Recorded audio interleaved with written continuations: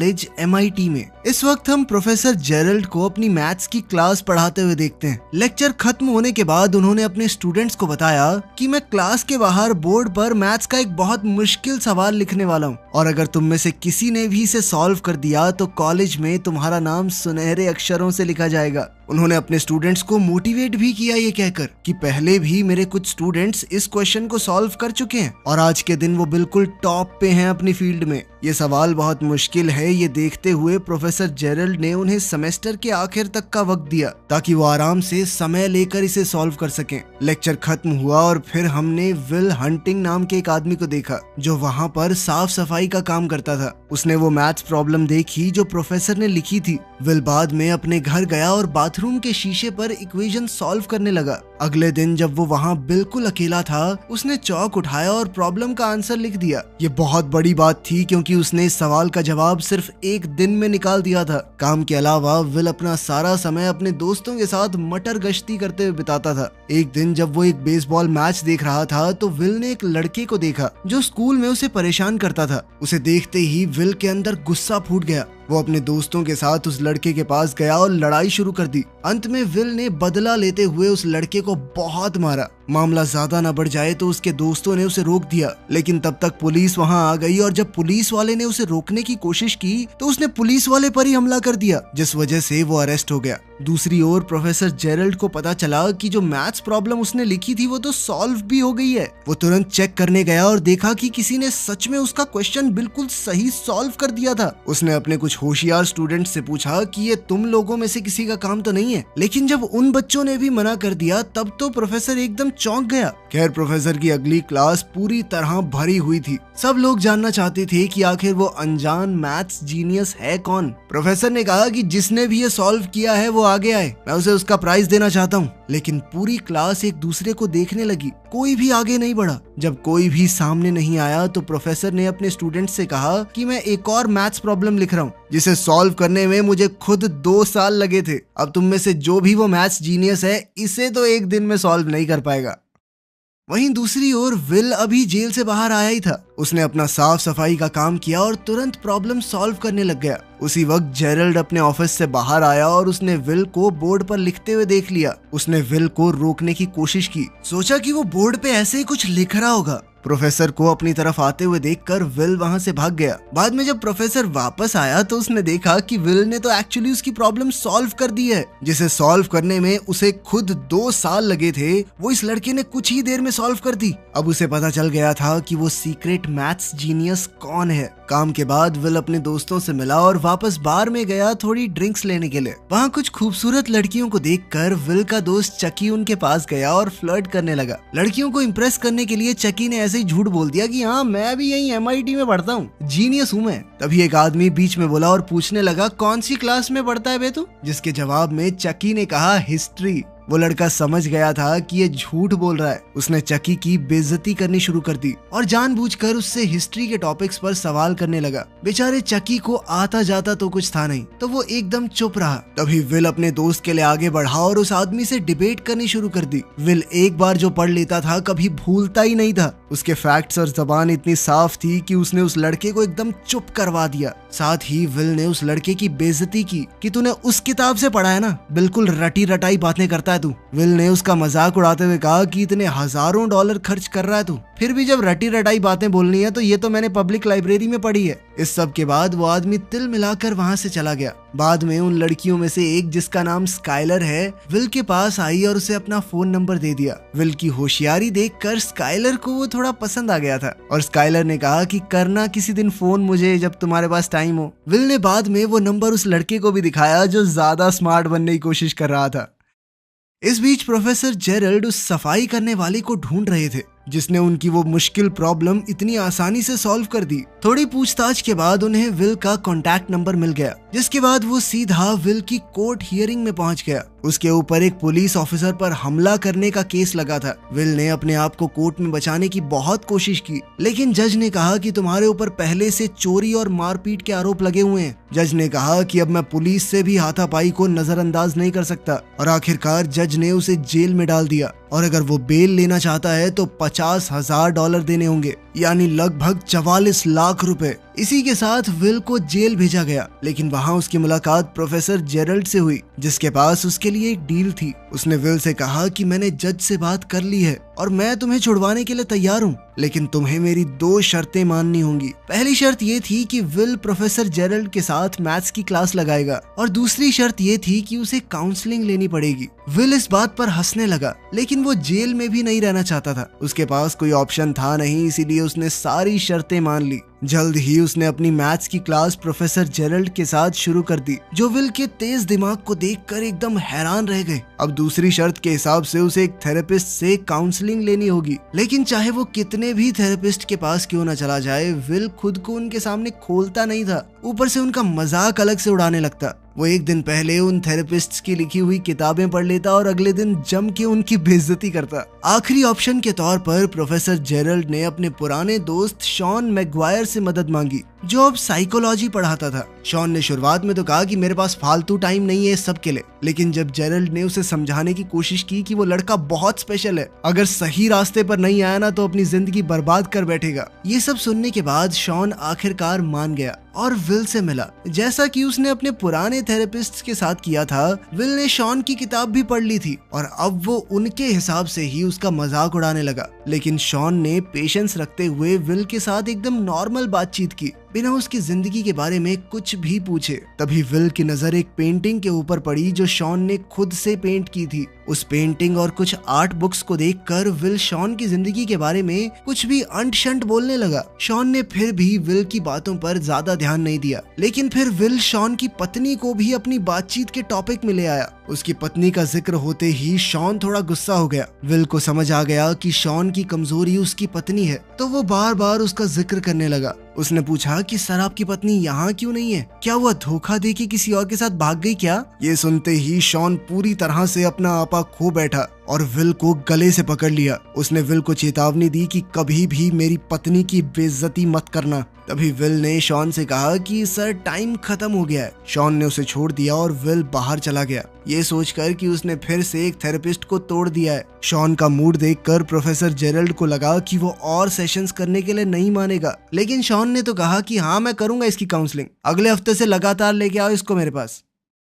Counselling के बाद will Skyler के साथ डेट पर गया। डेट पर विल को पता चला कि स्काइलर एक बहुत ही अमीर परिवार से है और इस वक्त हार्वर्ड में पढ़ रही है। उन दोनों ने ही एक दूसरे के साथ बहुत अच्छे से समय बिताया। अपनी खूबसूरत पहली डेट के आखिर में उन्होंने एक दूसरे को चूम लिया। विल जब अगले हफ्ते शॉन से मिलने आया तो शॉन ने कहा कि चलो बाहर चल के बातचीत करते हैं। शॉन विल को एक पार्क में ले गया और उससे बात करने लगा। उसने विल से कहा कि तुमने जो कुछ भी बोला मैंने उस बारे में बहुत सोचा। आखिर में मुझे यही समझ में आया कि तुम दिमाग से एक छोटे बच्चे हो जो ये जानता ही नहीं है कि वो क्या बोल रहा है, बदतमीज हो थोड़े से। शॉन ने विल से कहा कि मैं समझता हूँ तुम बोलना नहीं चाहते, शायद कोई डर है तुम्हारे अंदर, लेकिन बेटा एक बात याद रखना, कभी तो तुम्हें बोलना ही पड़ेगा वरना जिंदगी की सारी अच्छी चीजें खो बैठोगे। अगले दिन विल अपने दोस्त चकी के साथ एक कंस्ट्रक्शन साइट पर मजदूरी करने गया। उसने स्काइलर को फोन किया, लेकिन वो बात करने से डर रहा था। शॉन के साथ अपने तीसरे थेरेपी सेशन में विल ने एक शब्द भी नहीं कहा और शॉन ने भी नहीं। दोनों पूरा 1 घंटा चुप रहे। चौथा सेशन भी इसी तरह से शुरू हुआ, जहाँ किसी ने कुछ नहीं बोला,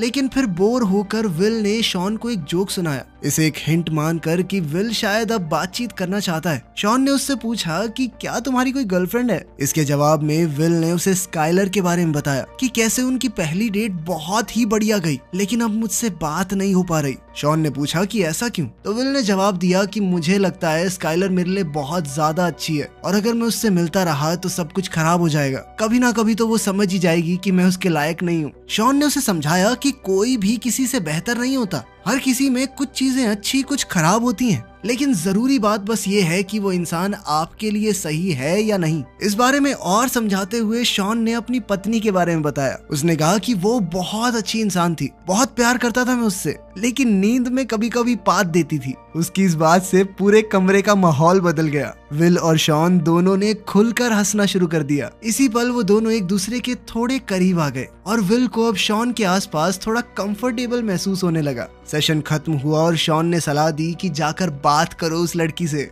विल शॉन की बातों में इतना खो गया कि उसे याद दिलाना पड़ा कि आज का सेशन खत्म हो गया है, चलो जाओ यहाँ से। शॉन की बात मानकर विल स्काइलर के कॉलेज में गया और उसे दोबारा बाहर चलने के लिए कहा। स्काइलर ने कहा कि मैं तुम्हारे साथ बाहर जाना चाहती हूँ, लेकिन मुझे एक बहुत ही ज्यादा मुश्किल प्रॉब्लम सॉल्व करनी है जिसमें कई दिन भी लग सकते हैं। विल और इंतजार नहीं कर सकता था तो उसने कहा कि वो सवाल मुझे दिखाना। सवाल देखते ही उसने पलक झपकते ही आंसर एक नैपकिन के ऊपर लिख दिया। इसके बाद विल ने कहा कि अब तो तुम्हारे पास कोई बहाना नहीं बचा, चलो मेरे साथ। उनकी दूसरी डेट के दौरान स्काइलर ने विल से उसके परिवार के बारे में पूछा और विल ने उसे झूठ कह दिया कि मेरे 12 भाई हैं। जिस पर स्काइलर ने कहा कि अच्छा नाम बताइए जरा, और विल ने धड़ाधड़ 12 रैंडम नाम सीक्वेंस में बोल दिए। स्काइलर को थोड़ा शक हुआ कि ये झूठ बोल रहा है और उसने कहा कि एक बार नाम फिर से दोहराना जरा, लेकिन अपना विल जीनियस है, उसने दोबारा उन नामों को उसी सीक्वेंस में बोल दिया। खैर विल अपने अगले थेरेपी सेशन में शॉन से मिला और पूछा कि क्या तुम्हें कभी अपनी पत्नी से मिलने का पछतावा हुआ है, क्योंकि तुम्हारी पत्नी के मरने के बाद तो तुम बहुत ज्यादा अकेले हो गए होगे और इतना प्यार करते थे तो दुख भी ज्यादा हुआ होगा। इस सवाल के जवाब में शॉन ने उसे बताया कि कैसे वो अपनी पत्नी से मिला था। जब मैंने उसे पहली बार देखा तो वो अपने दोस्तों के साथ एक बेसबॉल गेम की टिकट लेने के लिए लाइन में इंतजार कर रही थी। वो एक बहुत ही क्लासिक मैच था। तो विल ने कहा कि तुमने वो गेम लाइव देखी थी, कितने लकी हो यार तुम। इस पर शॉन ने बताया कि गेम तो मैंने बाद में टीवी पर ही देखी थी, मैंने अपने दोस्तों को छोड़ दिया था उस लड़की के साथ डेट पर जाने के लिए, वही लड़की जो बाद में उसकी पत्नी बनेगी। विल को बिल्कुल भी यकीन नहीं हो रहा था कि शॉन ने इतनी जबरदस्त गेम एक लड़की के साथ थोड़ा सा टाइम बिताने के लिए छोड़ दी। इस पर शॉन ने कहा कि मुझे कभी कोई पछतावा नहीं हुआ उससे मिलने का, चाहे वो मेरी जिंदगी में सिर्फ कुछ सालों के लिए ही थी, लेकिन वो साल सबसे खूबसूरत थे। खैर बाद में स्काइलर ने विल से कहा कि तुम मुझे अपने दोस्तों और परिवार वालों से क्यों नहीं मिलवाते। विल ने अभी भी उससे अपनी जिंदगी के बारे में झूठ बोल रखा था, लेकिन वो उसे अपने दोस्तों से मिलवाने के लिए तैयार हो गया। स्काइलर, विल और उसके दोस्त एक बार में मिले और स्काइलर को उसके दोस्त काफी पसंद आए। उन सभी ने एक दूसरे के साथ बहुत अच्छे से समय बिताया। तभी प्रोफेसर जेरल्ड शॉन से विल की प्रोग्रेस के बारे में पूछने आया। शॉन ने कहा कि विल धीरे धीरे खुलना शुरू हो गया है, लेकिन अभी थोड़ा और वक्त लगेगा उसे पूरा कंफर्टेबल करने में। प्रोफेसर जेरल्ड ने बताया कि मैं विल के लिए एकदम टॉप की नौकरी ढूंढ रहा हूँ। इंटरव्यू तो वो बहुत प्यार से क्रैक कर लेगा, बस उसकी ये दिमागी प्रॉब्लम ठीक हो जाए, फिर उसे मैथ्स की फील्ड में अपना नाम बनाने से कोई नहीं रोक पाएगा। शॉन ने कहा कि तुम उसके बाप हो क्या जो उसके लिए जिंदगी के फैसले ले रहे हो? जो भी वो लड़का करना चाहता है उसे करने दो, वो जीनियस है, इसका मतलब ये थोड़ी कि बस यही करना पड़ेगा, जबरदस्ती है। लेकिन प्रोफेसर जेरल्ड ने कहा कि वो कुछ और नहीं कर सकता, मैं विल का टैलेंट वेस्ट नहीं होने दूंगा। लेकिन विल को इस तरह की नौकरी में कोई दिलचस्पी नहीं थी, इसीलिए उसने अपने दोस्त चकी को इंटरव्यू में अपनी जगह भेज दिया। एक रात अपनी जिंदगी के बारे में बात करते हुए स्काइलर ने विल से कहा कि तुम मेरे साथ कैलिफोर्निया चलोगे। स्काइलर की बात सुनकर विल घबराने लगा और बोला कि वो उसके साथ नहीं चल सकता, मेरी सारी जिंदगी यहीं पर है। स्काइलर ने उससे पूछा कि तुम मुझसे प्यार करते हो मैं जानती हूँ, तो पूरी तरह मेरे साथ आने में इतना डरते क्यों हो और मुझे कभी कुछ सच भी नहीं बताते। उसने ये भी बताया कि मुझे पता है तुमने झूठ बोला था, तुम्हारे 12 भाई हैं। ये झूठ सामने आने पर विल अपना आपा खो बैठा। उसने कहा क्या जानना चाहती हो तुम मेरे बारे में? अनाथ हूँ मैं, माँ बाप का अता पता है नहीं। अपनी ज्यादातर जिंदगी एक परिवार से दूसरे में फुदकते हुए बिताई है मैंने। बचपन में जिस परिवार के साथ मुझे रखा गया वो मारता था, मुझे कुत्ते की तरह मारता था। स्काइलर रोने लगी और विल से कहा कि कोई बात नहीं, मैं तुम्हारे साथ हूँ ना, मैं तुम्हारे साथ रहूंगी चाहे कुछ भी हो जाए। लेकिन विल ने उसे दूर कर दिया और कहा कि मुझे किसी की मदद नहीं चाहिए। विल को कहीं ना कहीं डर था कि अगर उसने किसी को पास आने दिया और फिर वो इंसान उसे छोड़कर चला गया तो वो सह नहीं पाएगा। स्काइलर ने रोते हुए कहा कि मैं तुमसे बहुत प्यार करती हूँ, कभी तुम्हें छोड़कर नहीं जाऊंगी। लेकिन विल ने झूठ कह दिया कि मैं तुमसे प्यार नहीं करता और वहां से चला गया, स्काइलर को अपने कमरे में अकेला रोते हुए छोड़कर। प्रोफेसर जेरल्ड के बहुत कहने पर विल ने आखिरकार नौकरी के लिए हाँ कह दिया। विल इंटरव्यू देने गया तो, लेकिन नौकरी लेने की कोशिश नहीं की। थेरेपी सेशन में शॉन ने उससे पूछा कि वो अपनी जिंदगी में सबसे ज्यादा किस पर भरोसा करता है। विल ने जवाब दिया, मेरे दोस्त चकी के ऊपर। शॉन ने कहा, हाँ मैं मानता हूँ, तुम्हारा भाई जैसा दोस्त है, जान भी दे देगा तुम्हारे लिए, लेकिन दोस्तों के साथ जिंदगी तो नहीं बिताई जा सकती ना। फिर शॉन ने उससे पूछा, तो अपनी रोजी रोटी कैसे कमाओगे? इस पर विल ने कहा कि दिहाड़ी पीटूंगा, कंस्ट्रक्शन का काम बहुत अच्छे से आता है मुझे, सारी जिंदगी कर लूंगा, कमा लूंगा, खा लूंगा। इस पर शॉन ने विल से कहा कि तुमने सारी उम्र मजदूरी की है तो वो तुम्हारा कंफर्ट जोन बन चुका है, उससे बाहर निकलने से डर रहे हो तुम, और यही डर तुम्हें एक बेहतरीन जिंदगी जीने से रोकेगा। शॉन ने उसे ये नहीं कहा कि जेरल्ड जो तुम्हें नौकरी लेने को कह रहा है वो कर लो, बल्कि उसने विल से पूछा कि तुम अपनी जिंदगी में क्या करना चाहते हो। इस पर विल ने मजाक में कहा कि मैं तो भेड़ बकरियां चराना चाहता हूँ। ये जानकर कि विल सीरियस नहीं है, शॉन ने उसे अपने ऑफिस से निकलने को कहा। उसने कहा कि मैं अपना वक्त बर्बाद नहीं करना चाहता, तुम्हारे पास फालतू टाइम होगा, मेरे पास नहीं है, अगर ईमानदारी से जवाब नहीं देना तो जाओ। इस पर विल गुस्सा हो गया और शॉन पर चिल्लाने लगा। शॉन ने फिर से पूछा कि वो अपनी जिंदगी में क्या करना चाहता है। विल दोबारा से चुप रहा, उसने जवाब नहीं दिया। शॉन ने उससे कहा चला जा यहाँ से, जा। स्काइलर के कैलिफोर्निया जाने से पहले विल ने उसे फोन करके अलविदा कहा। स्काइलर ने एक आखिरी बार कहा कि मैं तुमसे प्यार करती हूँ। विल मुस्कुराया लेकिन अपने डर की वजह से जवाब नहीं दिया। उसे अभी भी लगता था कि आखिर में तो मेरा दिल टूटना ही है।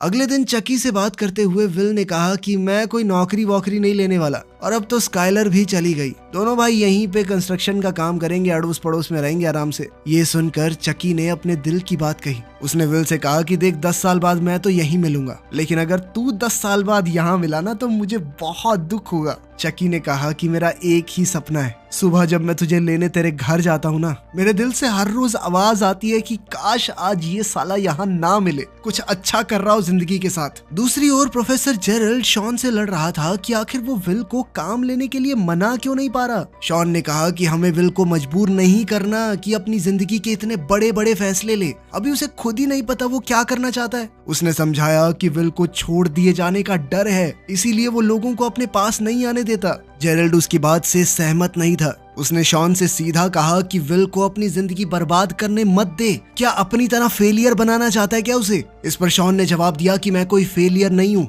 मैंने चुनी है ये जिंदगी, मुझे अच्छा लगता है इतने में खुश हूँ मैं। तभी विल अंदर आया और उनकी बातचीत सुन ली। प्रोफेसर जेरल्ड कमरे से बाहर चला गया ताकि थेरेपी शुरू हो सके। शॉन के पास आज एक फाइल थी जिसमें विल के शरीर की तस्वीरें थी, जिसमें उसके फॉस्टर फादर की मार के निशान थे। विल ने पूछा कि क्या कभी तुमने किसी बच्चे को इस तरह बेरहमी से पिटा हुआ देखा है। इस पर शॉन ने बताया कि मेरे पिता शराबी थे, बचपन से शराब पीकर मुझे और मेरी माँ को मारते थे। शॉन की कहानी सुन के विल को अपने बचपन की याद आ गई। शॉन ने विल के सामने आकर कहा कि जो कुछ भी तुम्हारे साथ हुआ बेटा वो तुम्हारी गलती नहीं थी। विल ने हामी भरते हुए सर हिलाया, पर शॉन बार बार कहता रहा कि ये तुम्हारी गलती नहीं थी, नहीं थी बेटा, नहीं थी। आखिर में विल ने कहा मुझे पता है, पर शॉन फिर भी बार बार बोलता रहा तुम्हारी गलती नहीं थी, नहीं थी, मान लो इस बात को। ये सुनकर विल की आंखों में आंसू आ गए। उसने शॉन को धक्का दिया। शॉन ने फिर से कहा कि जो कुछ भी हुआ तुम्हारी गलती नहीं थी, और अब आखिर में विल टूट गया।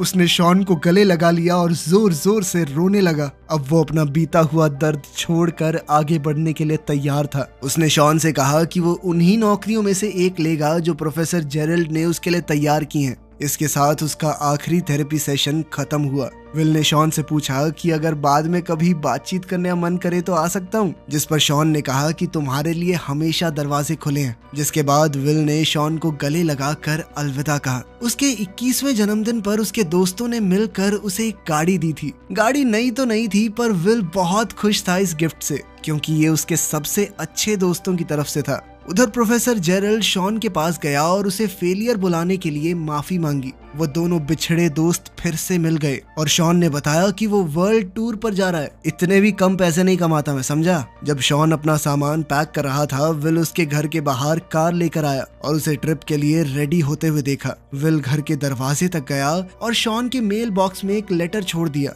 और फिर वहां से चला गया। इसी बीच चकी विल को काम पर ले जाने के लिए उसके घर गया। उसने दरवाजे पर नॉक किया लेकिन कोई जवाब नहीं आया। उसने खिड़की से झांक कर देखा कि विल घर पर नहीं है। चकी मुस्कुराया और समझ गया कि विल को अपनी जिंदगी में क्या करना है उसने फैसला कर लिया है। शॉन को भी विल का छोड़ा हुआ लेटर मिल गया। लेटर में विल ने लिखा था कि वो नौकरी नहीं ले रहा, वो कैलिफोर्निया जा रहा है स्काइलर से मिलने। ये पढ़कर शॉन मुस्कुरा